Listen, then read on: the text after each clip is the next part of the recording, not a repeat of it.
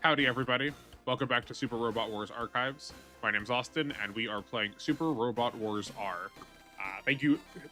Hopefully, you're coming from episode 1, but if you're just joining me for episode 2, this is going to be a whole series.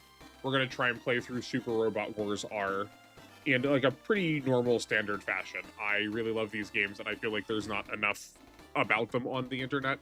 And I think the last playthrough of this game that I can find is a couple of years ago. I am trying to go through a project where I catalog and record all of the data about every single one of these games. Everything from maps to effects of abilities. I'm more oriented around the paperwork portion of this, but I feel like being able to show off the actual gameplay might help in elucidating some of this information too. So I want this series and any future series to sort of act as that. So for now, we're just going to try and do a pretty standard playthrough. No LTCs, no speed runs. I probably won't go through the spiel like every single episode, or just for the first couple, so we're like, in case people are joining us on the earlier stages of this. One other thing to note is this whole series is going to be pre-recorded because of how my schedule is right now. If everyone really likes this and if this takes off, I can maybe start doing this a little bit more consistently. But for right now, everything's going to be pre-recorded. I'll respond to everything in the comments. I could not express how much I want to talk about this game. But you just won't see anything we talk about reflected in gameplay if need be. So with that, let's get into things. We are in the middle of intermission between Scenario 1 and Scenario 2.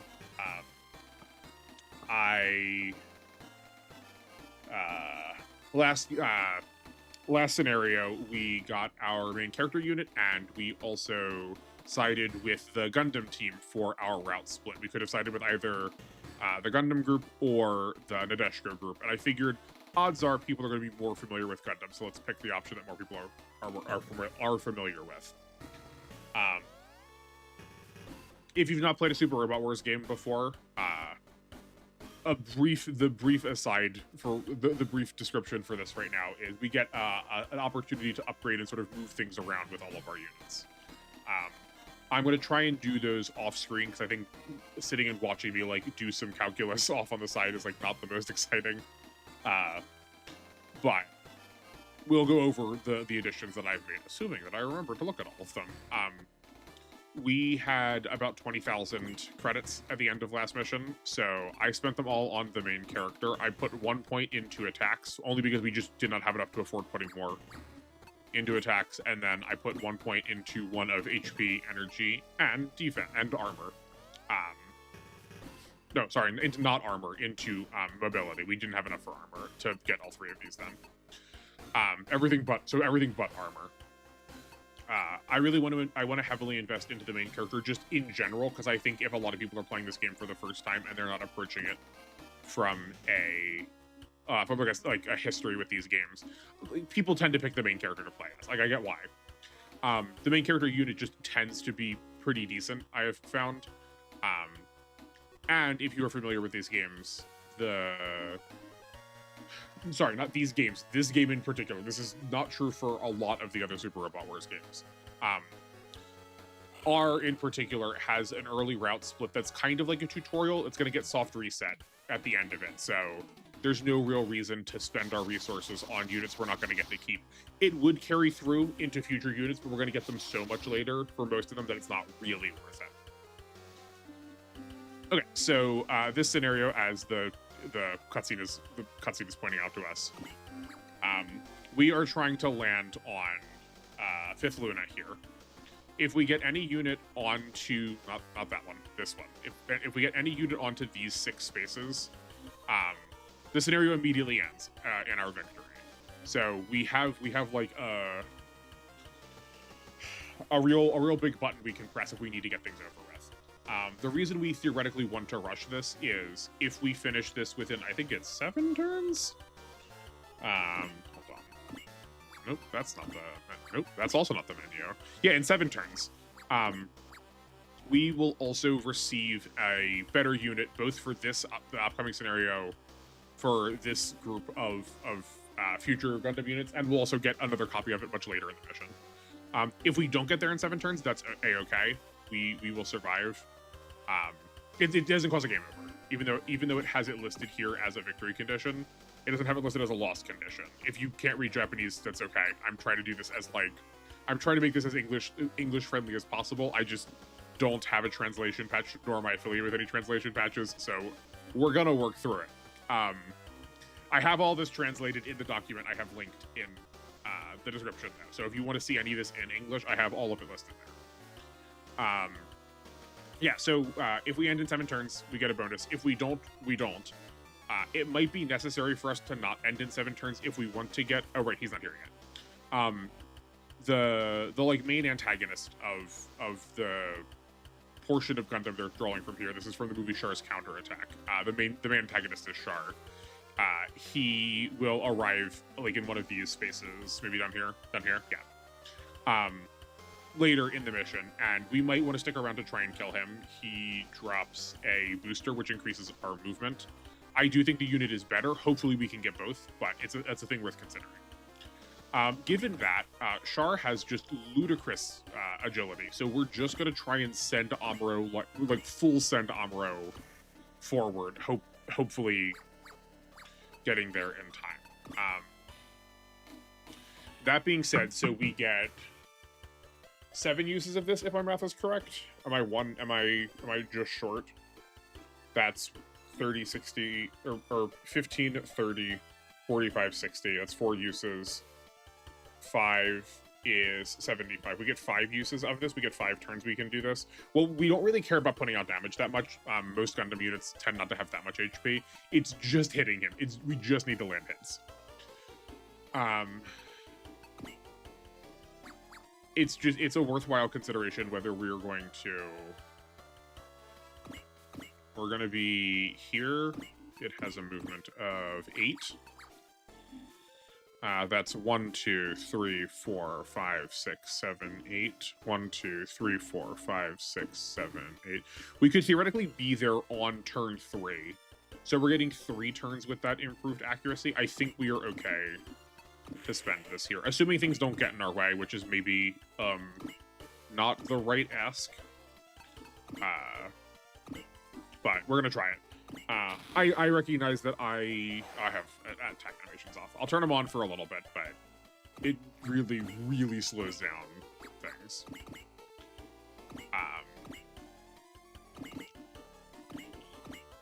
I wanted to spend... Right does not have movement yet. I wanted to spend that focus there, not because Amuro needed it to hit, but because we're going to take a lot of attacks this round, and having zero hit on us would be just absolutely divine. Okay. Nope. Oh. Sorry, I've been playing another one of these, and you need to arrow down one more for turning on the animations, but it's just a demo button at the very bottom of the list. I was only up there on the screen for a second there because I recognized it was not necessarily as good here. But if you're looking at our main character, they also have focus. So why are we not trying to full send them? Why are they not the one that's going to solve the problem? It's a combination of both. They are half the level that Amuro is. Amuro starts at level 7, and our main character, I believe, is at only level 3 at this point. And also Amuro has the ability New Type, and that just I don't know what level New Type he has, but as a general rule, it increases both your dodge and your accuracy. So he inherently, not reflected in his stats, has an increase to accuracy too. We need to switch this also to start using not the energy weapon. We're going to run out of energy way too fast. And because of how we moved, we couldn't be within 4 range to counterattack with the majority of these with our best attack. So I think we should be fine. The Rigizi also is sort of a little special early on. Our main character unit can do the same this thing too, but it's really bad on them. we have what I refer to as a snap-off ability. It's called separate in the game, but the game uses the word separate a couple of times to describe a couple of two different things a unit can do. Where in this case, the separation for the Rigazee is permanent. We would lose the front half. We like detach the jet portion of ourselves and then turn into a more conventional looking mobile suit. And that will restore our gauges to full. So if we are like desperate for energy, we could detach the front, get our energy back, and go back to combat. It does have the Rigazee mobile suit mode does have worse stats than the Rigazee mobile armor mode. So we're gonna try to not do that if we can, but it is an option available to us. I believe Amuro is too selfish right now. Yeah, Amuro does not offer any support attacks. So trying to like use the movement we have where he is right now to get adjacent to him is not doing us any favors. But we are largely clear. We can go 1, 2, 3, 4, 5. 1, 2, 3, 4, 5. 6, 7, 8, and then 1, 2, 3, 4, 5, 6, 7. Yeah, we're still getting to Char in fairly timely order. Oh, Bright already does have his map attack. I forgot what the Rock Highlander does. Okay, we can hopefully count on that next turn. I have a sneaking suspicion. The one thing about this game I have not quite figured out is like attack target priority. But in general, they like to attack the battleships because that is like an objective for the enemies to win. So I think popping the battleship in the middle here is they're gonna want to target it even if they could hit Amuro. So I just want to try and see if we can clump them all into like a 3x3 or a 3-column section so we could use a map attack against them. But getting these to pull in is going to be hard. So they need to go 1, 2, 3, 4, 5 for an attack. I also think we're maybe going to wing it a little bit. 1, 2, 3, 4, 5. 1, 2, 3, 4, 5. So they can't be attacked where they are standing where it's standing right now. If we go right 1, 2, 3, 4, 5. One space takes it over. We need to go over 2, so we can go up here. I think this is going to be our position to try and get them to be within the map attack range.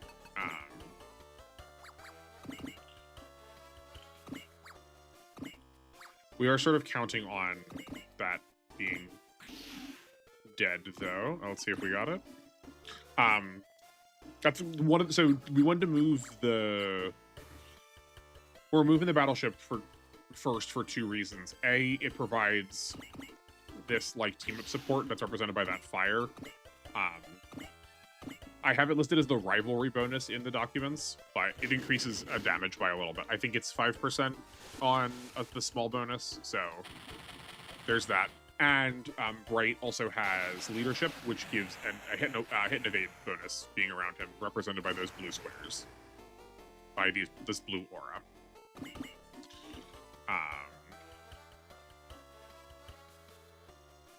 We don't want to leave the main character here.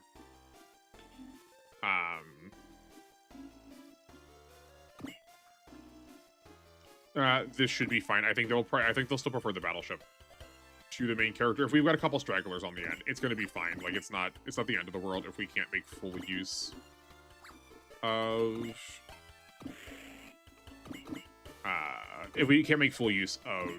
the map attack. I am struggling to get both the thought that I am like trying to communicate as that is not the action that I am taking.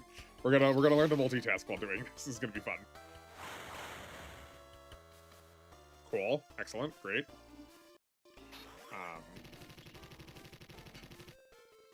I am never a proponent for trying to like min-max EXP. It's A, not really necessary for this game, and B, like, good units getting XP is... Good units of a high level getting XP is still giving XP to units that are relevant, even if it feels like you're getting less XP from doing it. With that said, genuinely none of the experience counts for any of these any of the characters except for the pilot, or except for our main character Pilot, because we have that soft reset that I talked about. So I'm gonna try to avoid feeding them kills if I can help it. Most of all, Amuro. You saw there was a blue arrow that popped up there. That means this attack is going to be going to a unit that was next to them. They also take less damage if they use a support defense. That's what that's called. So we're going to take advantage of those if we can. We don't want to use too many of them. We don't have a way of like consistently healing quite yet. But we are like less damage is being added to our total pool. If we are using a support defense, so it is still preferable.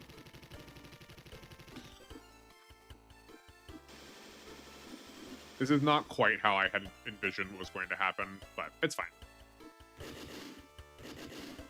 We're still getting kills off of this, which is what we want. We don't actually need to clear out any of the enemies. The event that spawns... The event that makes our the boss arrive is turn-based. It'll be... This is turn 2. It's 3 turns. It's on turn 3. We'll get the boss, so we don't need to clear these out. It is fun. That's the thing we care about the most. You can never have enough money in these games.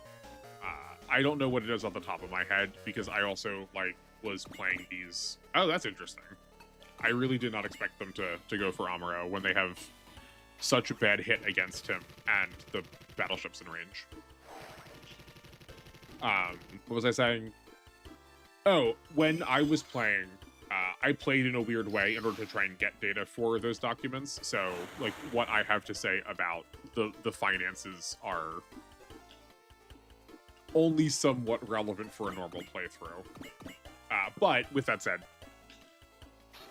I don't think you're going to have enough money to upgrade more than 4 or 5 units to max. Or if you want to, however you want to spread that around, it's probably better to, pick a couple of core units to mostly prioritize. So you genuinely cannot get enough funds in this, even if you're using, Blessing or Fortune. We are, in fact, rapidly running out of resources on Amuro, but that is A-okay.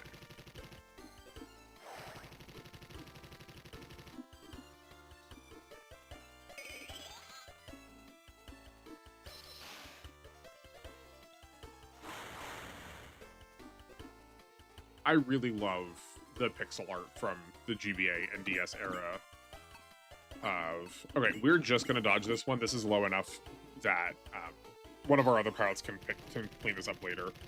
Preferably Kara, as she's also going to be the one that gets that bonus unit if we get it. So, I think she also has gained the EXP doubler spirit, so... even better. And leaving 3 units that are within kill range, I don't...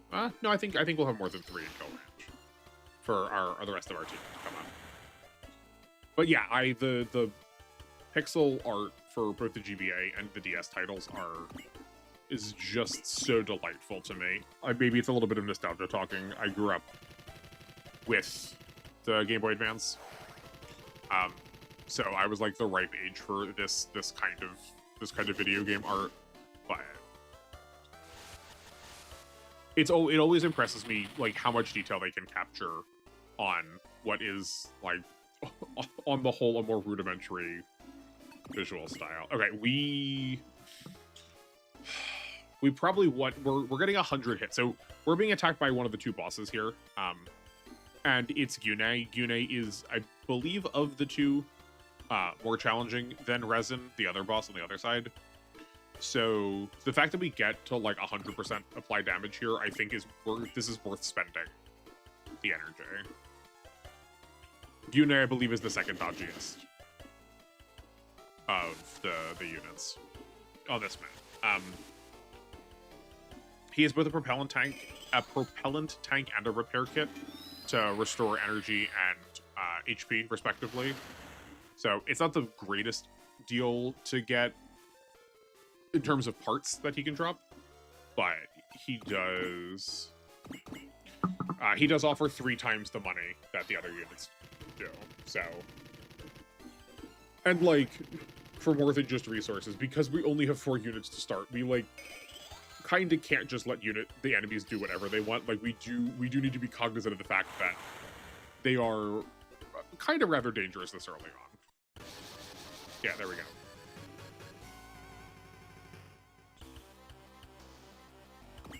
Okay. Okay, what are Amuro's post-movement options? We have 3 to 5 and 1 to 4. 1, 2, 3, 4. Okay, great. We can... We're not going to submit yet. I just want to see what... See, look. 50... We were looking at 100 hit earlier, and we're now at 58 and 63 hit. Even if we use the focus, we're not going to have full hit on him.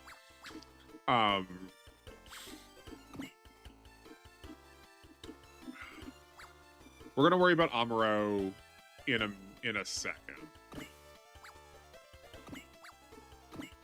I think we're okay to let many of these die on the counterattack. I think we're happy to take out this one, and this one. All 3 of these Gyaradogas at critical HP. Oh, there's 4 of them that are low.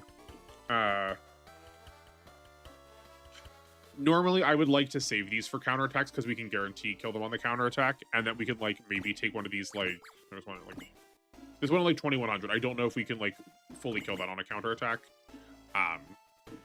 So attacking on player face to guarantee that we can get it on a counterattack is like a little bit more desirable. But this early on, I think we want to just take fewer attacks in general.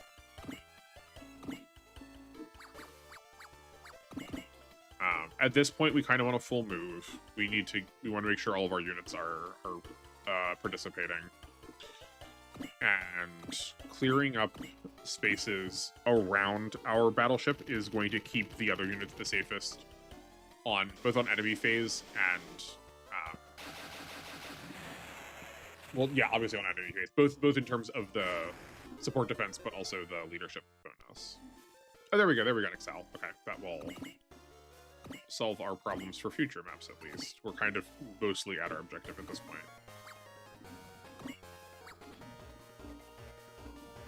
Oh yeah, this is Resonance down here. I don't know, I was looking at that helmet thinking it was of slightly different art. Oh, we're level 5. Okay, we got a little more experience in the first scenario than I thought we did. I'm pretty sure she starts at level 1. I think she does. Maybe she starts at level 3. Maybe I'm confusing her with if you don't level at all, where everyone starts on after the soft reset. That's unfortunate. That's fine. It's 18. Yeah, if it's 1800, Keira, as with all Gundam pilots, not all, in general, the Gundam pilots are worse at melee than they are at ranged. But at 1800, we're only taking about like like 5-10% damage decrease from it. She's off, what, 13 points? 17 points? So, an 8%. Okay. So here's the other deal with the Rigazi. Is also, if it dies, it does that snap off that I had talked about. So...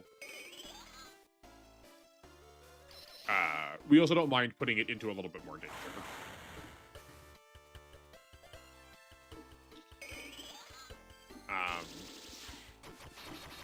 We do want to be cognizant about Char's health bar. This is going to be true for the... Oh, a 20% hit rate, and we're still taking it. That's bummer. Fortunately, I believe Amuro is going to be safe from basically every other unit, and we can, if we need to, spend our turns dodging instead of actually attacking. And we're 10 morale short from this. I'll come back to that thought about the boss in a second, but we are in a position now where we have a support defense. We could try to block, or we could try to dodge. You should always try to dodge if you have a support defense, because you will never see the benefit that defend gives you. Where if you dodge, it's possible that you won't end up using the support defense. So, like, counterattacking in most of these cases is still preferable. But just if you're going to use one of the two defensive options, and you have a support defense, you should always be using dodge instead.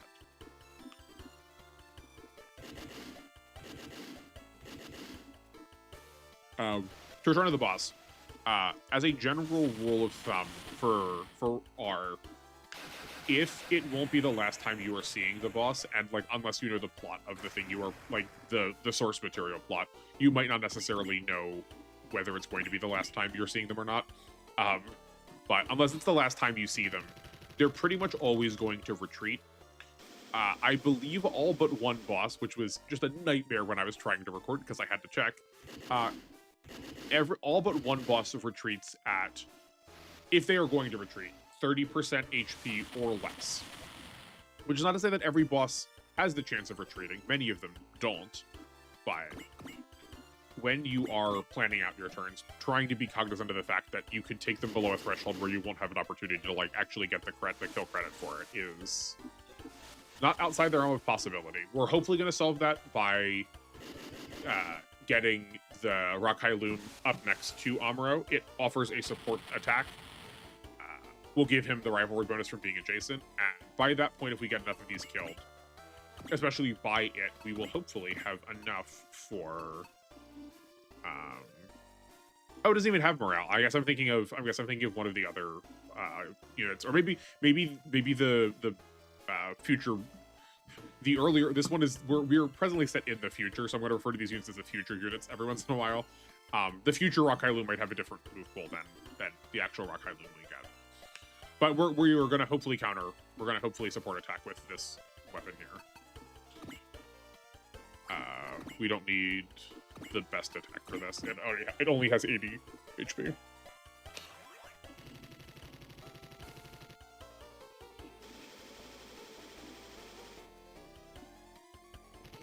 Hopefully this is going at like a good clippy pace. Because I'm playing, it's like hard for me to tell both how long this is, like internal in my mind, and at like what pace things are happening. I feel like there's an eternity between when I am talking, and it feels like there's way too much downtime. It's hard to say. It's very different being on this end of things. This will be curious. For all of you who've seen Char's counterattack or have played other games with it, how do you feel like it's represented in this game? I am like decently pleased. I don't mind having these like sort of episodic little bits to like capture a story moment from like a more organized point of view. I do think sometimes these games struggle to like capture the things that are familiar and like the exciting parts of them for fans, because they try to like mix 3 different series stories all on top of each other. Sometimes it's like a really cool success. I love the Getter team helping the Ray Earth girls. Like that's a really fun dynamic, I think. But I also don't mind that we have this like mostly focused on one plot section. I was willing to spend the energy there. I guess I theoretically should have been spending it on Char, but I have a sneaking suspicion that we're not going to get the chance to counterattack him. Which is fine. That was according to plan. So even if Amuro's just sitting here and wasting turns for them, I don't think that's the worst thing. It does mean the rest of our units get a chance to like actually get some breathing room. Fortunately, we're not at the point yet where bosses have abilities that will heal them. That really really makes this a much more dubious plan. Or we're being attacked by resin. Okay,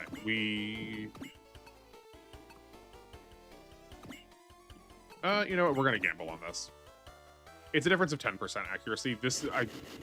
I don't think we have enough morale that we are going to be able to kill resin with this attack, but I believe this will put her to, if we hit, this will let her be at an HP where I think basically anyone can land a kill. Yeah, bummer. That is the trouble with battleships. Okay. I probably shouldn't have spent that energy earlier, but it's fine.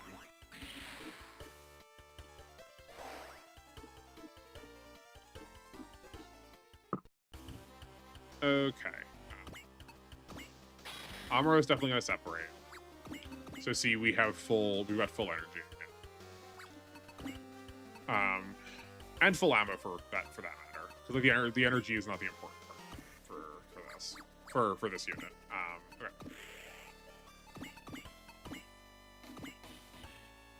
Okay, this is a considerably worse. I forgot how much lower it gets. Our accuracy and evade. Can we get... Oh, we can get... Hold on, we're going to wait to get this up here. We won't get 1, 2, 3, 4, 5. We won't get the support attack. You can only fire a support attack off if you haven't taken your turn yet. But this will give Amuro some much-needed accuracy. We're going to ignore this unit and let it come and attack us. Okay, so if we're getting the Rockeye Loom here, where can Keira reach?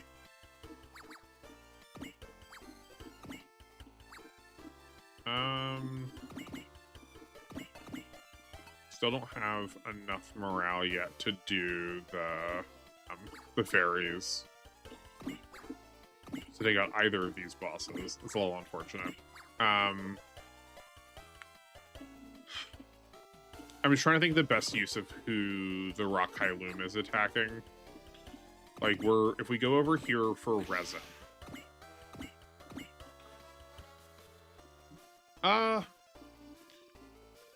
It would be nice. You know, let's... Hold on. Does Bright have something to heal himself with? Oh, he does. He can full heal. Okay. I'm less worried about doing this. We might need to full block with all of our attacks with Bright this enemy phase, but that's fine. We do get the damage boost from being next to Amuro. Yeah. We probably won't be able to kill with the excellence, but I'm willing to make the attack. And hopefully set resin to an HP where we can destroy her on enemy phase.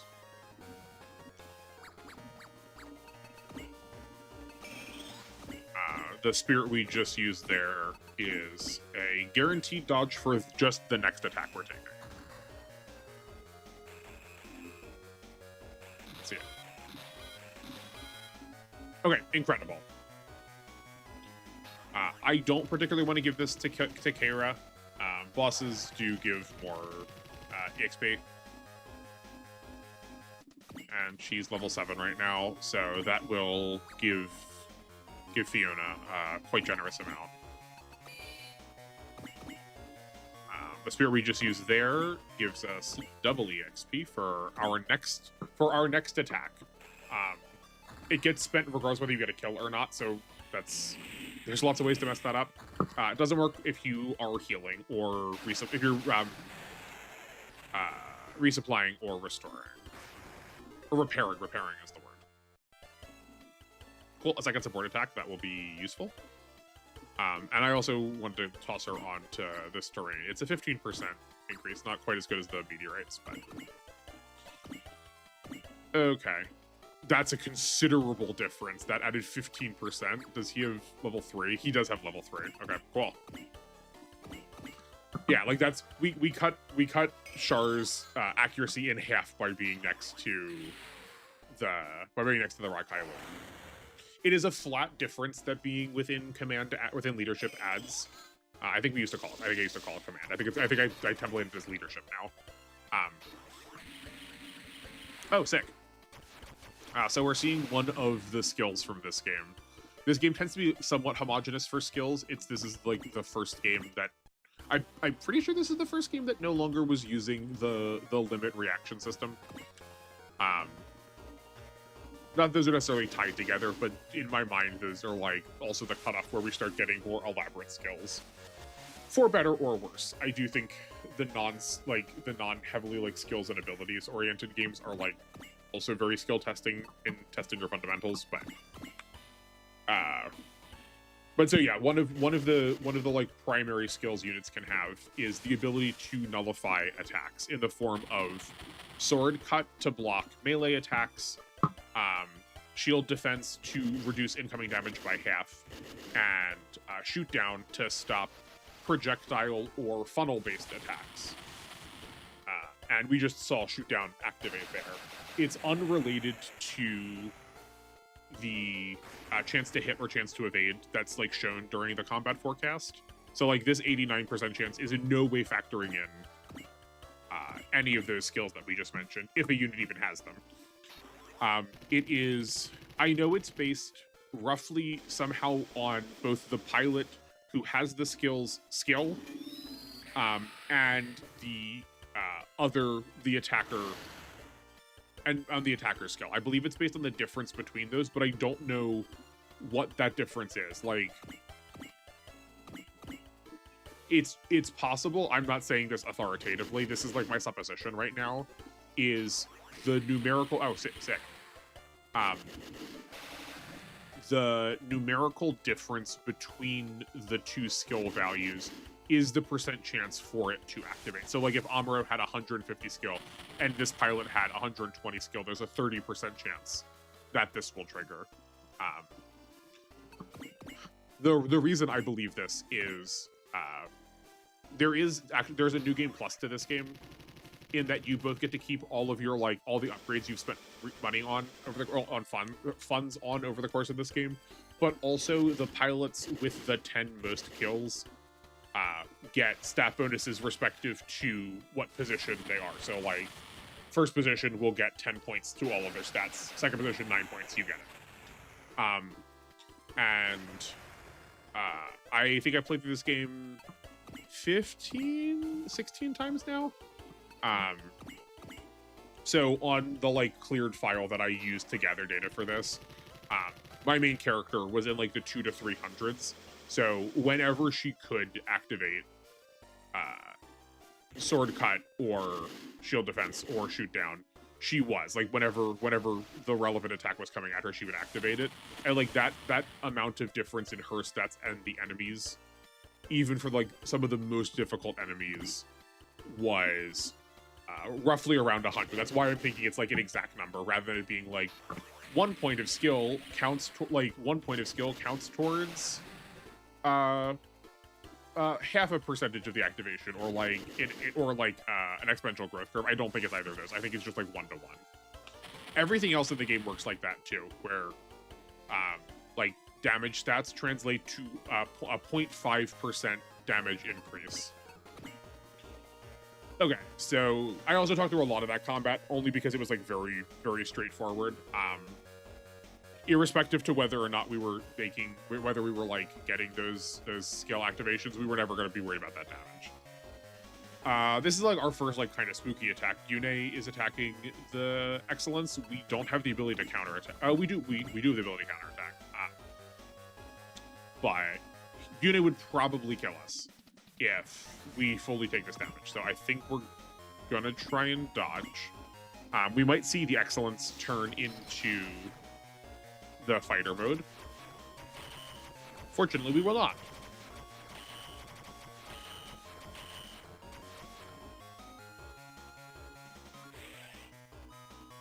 That's a bummer. Resin was just low enough that she was at the healing threshold, so she spent one of her parts. So she has the repair kit and a cartridge, and she spent her repair kit. So if we destroy her, she will not give us the repair kit anymore. And this is true for any of the consumable parts. The enemy pilots can always use it. I should have considered that. I guess I did set her to 700 HP. This is also unfortunate. I always have the Rock Loom to defend for us. It's a bummer that Char's gonna not target Amuro. We'll see if we can get the main character out of the way next turn and still be relevant.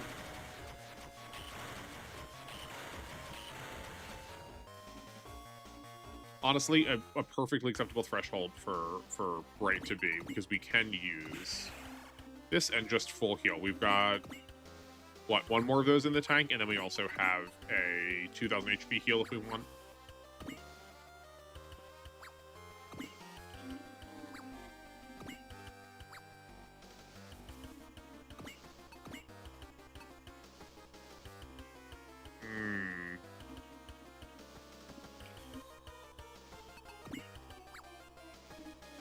Okay, so also being closer to your target increases your accuracy, so this is not going to be like 100% surefire test. Okay, so we're doing 41% here.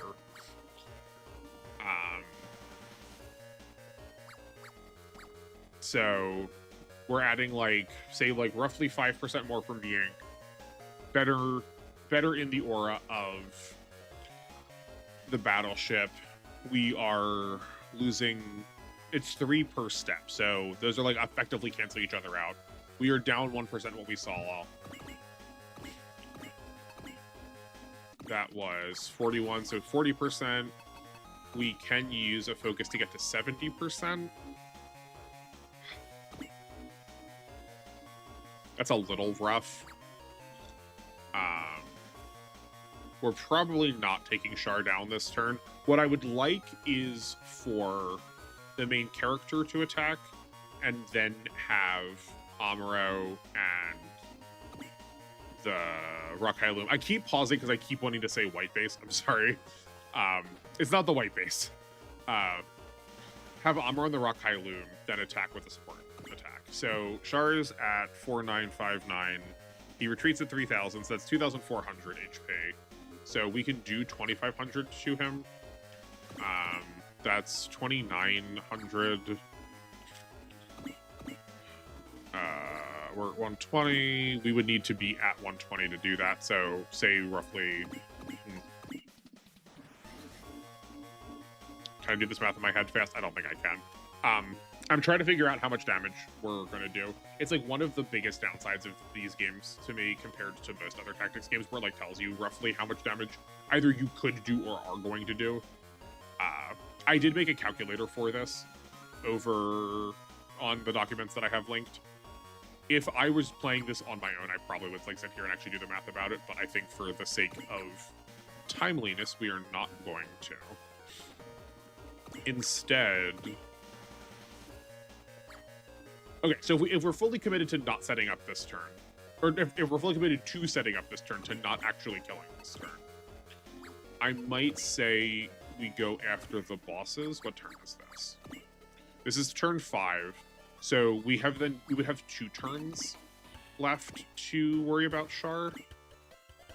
I think I am pro this. We also can't really afford to spend this anymore. I forgot how much more difficult these early scenarios are in terms of like actually getting things accomplished. What is Gune's? Gune's max range is 7. Okay, so we're never going to be able to do damage to him without him being able to counterattack us. Okay, what are we looking at for here? It's a 1% hit rate. Okay, I think we are okay to make this attack on Gune, and then if Amuro needs to dodge during enemy phase, he can. We want to do this first because we're going to get the extra attack out of the Rock Loom. And because the Rock Loom does not, or because Amuro does not have a support attack. Excellent, great.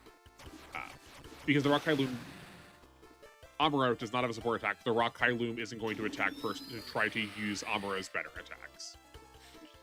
I actually don't know when he gets his. I think he gets his pretty late into his levels, like at a point where I don't think we're actually going to see him at that level. Okay, so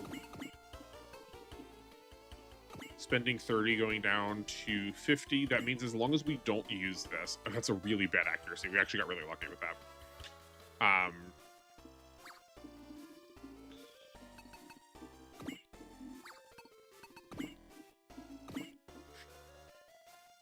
try this, and then the main character can support attack with decent accuracy. What we're hoping for is we can finish Gyune off with the white base, and then Fiona and Keira can combo to finish Resin over here. I do also really want to get Keira in the mix because we are losing out on 2 support attacks from her. Not that... So we're mostly just missing out on a support attack off of the main character, but like it's still damage we could be applying. So I think let's commit to that. I know what I said about like sharing experience around, but I think also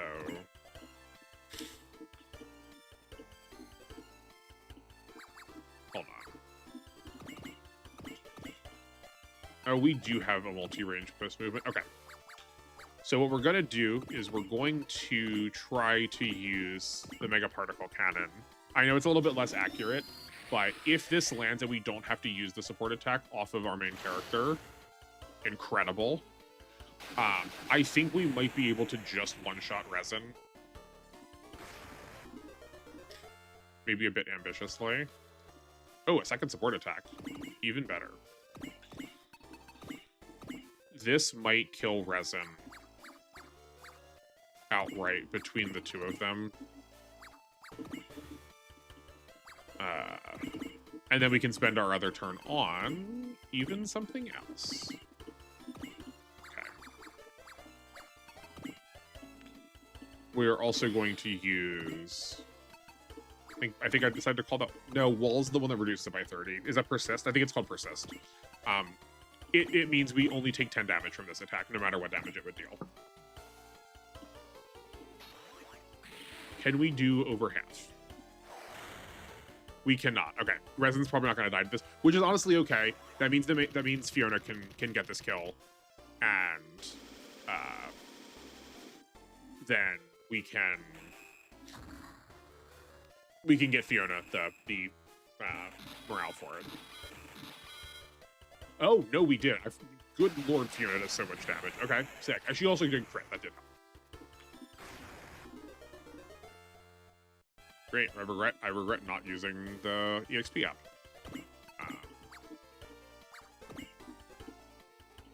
All right, because she didn't actually land that kill. We do not have enough range to, or because she didn't land the kill, we do not have enough morale to start using her 3 to 7 range attack.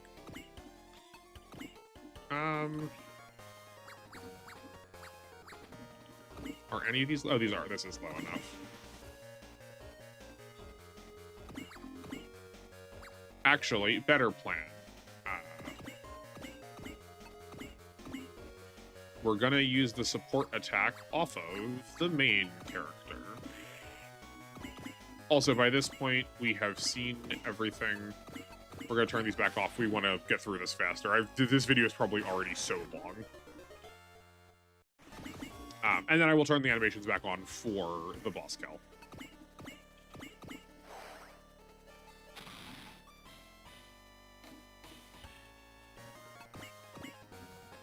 Alright, so we get 30, 60, 90, 120, 150. So we get 5 of these. We can use one of them here. We only need to save enough for 1 for Char.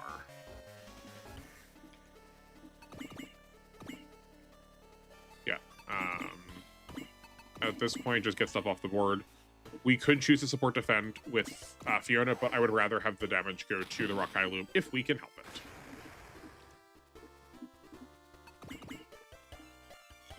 So at this point, we actually don't need the Mega Particle Cannon for next turn's attack.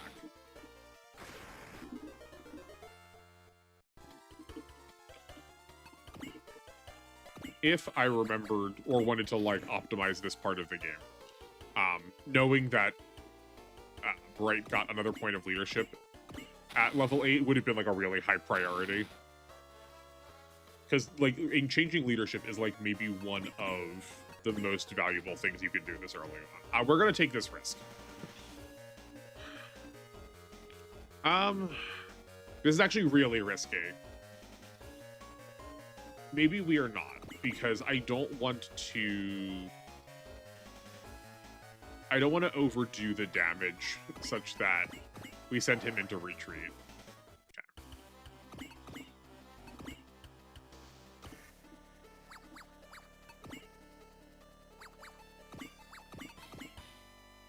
So we have enough actually to use both Bullseye and Persist to guarantee we...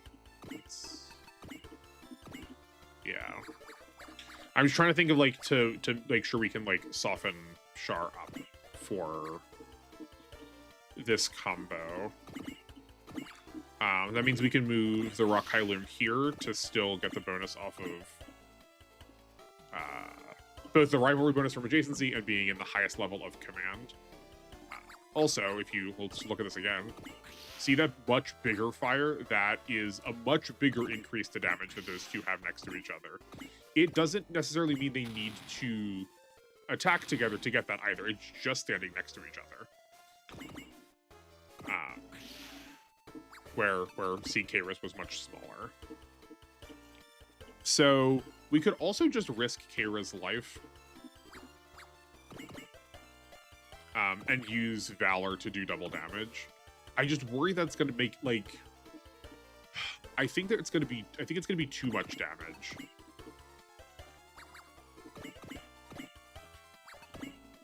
I don't think Char is that much better. That double damage isn't going to put what's been doing, like 15, 16, sometimes 1800s.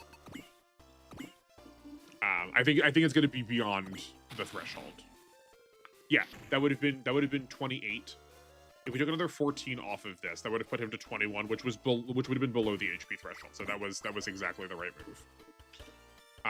Okay. Let's see what our accuracy looks like. All right, 78 to 41.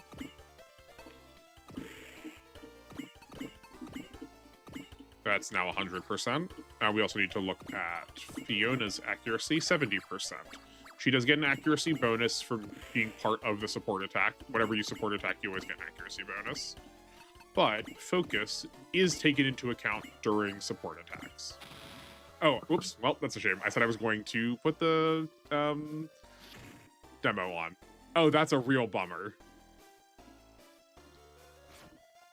Well, so remember those sword skills I mentioned? Char also gets to use one. So there was no way around that. Like, it's not like we could have done anything different. It was just a % chance to proc, and he did it such that we did not get our kill. Okay, well, we can mop up that enemy.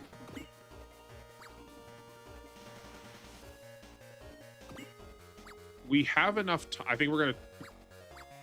What's this look like? Yeah, we're absolutely gonna go for this attack. We have enough time that we can sit here. We're only on turn 6, so if we kill all of these units this turn, we will... that will also clear the stage within the time limit to get access to that other unit. Okay, well, I couldn't show it on Char, but we can at least see what Fairies looks like. We've not looked at it yet. I can't guarantee we will look at, like, every attack. Even, like, Aegis, we're not going to use every unit. There's just not enough space. Even on the units we do use, I won't necessarily remember if we've shown every attack. I will at least know that, like, we have never looked at this attack yet because she's just gotten access to it. If you're familiar with Gundam, it's basically funnels from Gundam. A lot of the other funnel animations will use this with just different versions of the funnels. But it's still neat.